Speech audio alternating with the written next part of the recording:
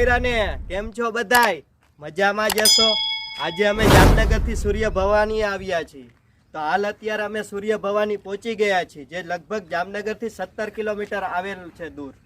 તો હવે અત્યારે અંદર જઈને મંદિર વિશે પૂરો ઇતિહાસ જાણીશું.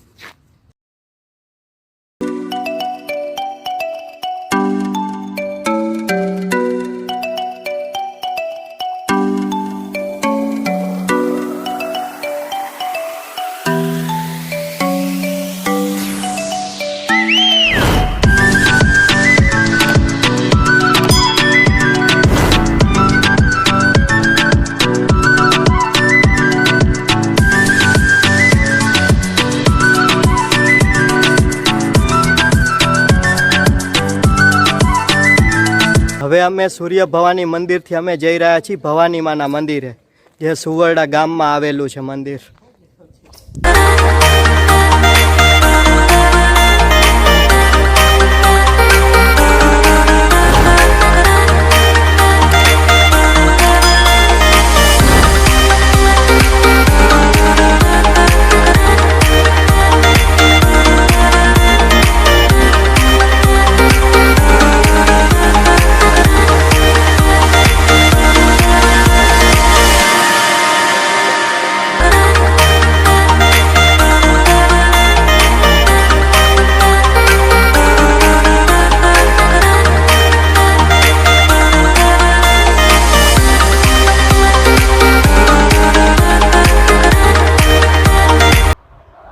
અત્યારે અમે સુવરડા ગામમાં આવ્યા છીએ, જે ભવાની માનું મંદિર છે.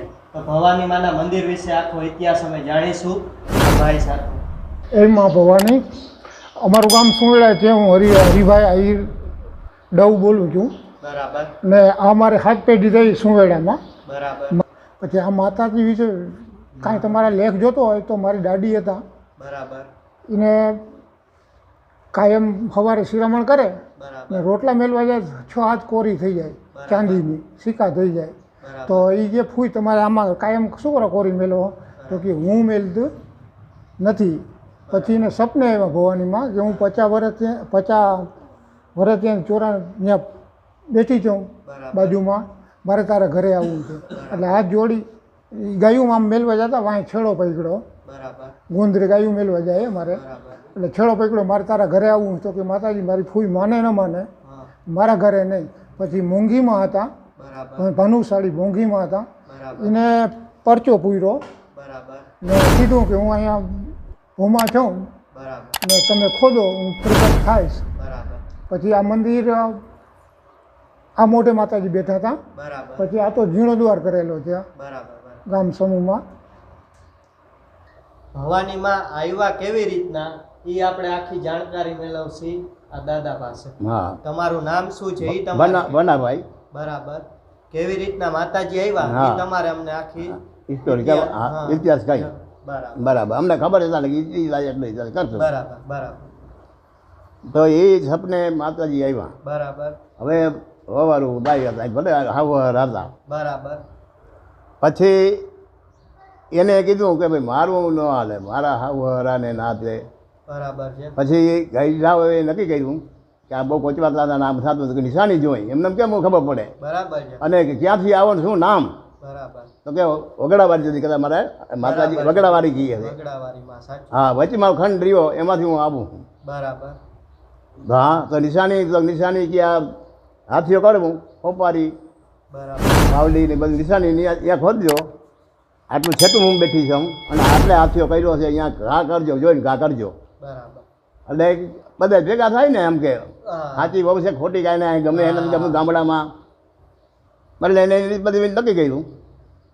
હવે વહુ છે એનું નામ શું છે? તમને મોંઘીમાં. બરાબર. મોંઘીમાં. સપનામાં આવ્યા હતા? હા, એ મોંઘીમાં આવી.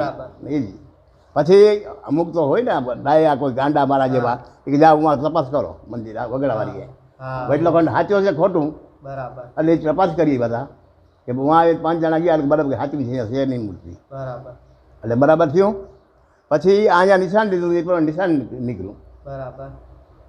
એટલે એને ખોદી અને બહાર કાઢ્યા. બરાબર. હવે મંદિરમાં તો એ માનું કે તાળીના અને પાણીના મકાન હતા અહીંયા. અને આ બાદનું એક હતું એ નરિયા હતા દેશી, એ આ તો મને સાંભળે આ દેશી નરિયા વાળું તો બરાબર. માથું અડી આવ્યું ને પાછું હા હા એવું. પછી નબળાઈ બહુ ગામમાં હા કંઈ નબળાઈ હતી ગામમાં એટલે એને પછી ગામે બે પાંચ જણા અને આ કાંઈ ટેકો દીધો બરાબર ખેતીમાં કંઈ થતું નહીં. બરાબર. હવે એને ત્યાંથી પીઢિયા નાખી દે લાકડાના એ રૂમ પાડી. હા હા પછી માતાજીને નિશાન દીધું હતું ત્યાં બેહાડવાના બરાબર. એટલે અહીંયા પીઢિયા નાખીને ઢાકા થઈ જવું કરી લીધું. માથું અડે નહીં એટલું ઊંચું કર્યું બરાબર. અને અહીંયાથી બેહાડ્યા રામધૂમથી.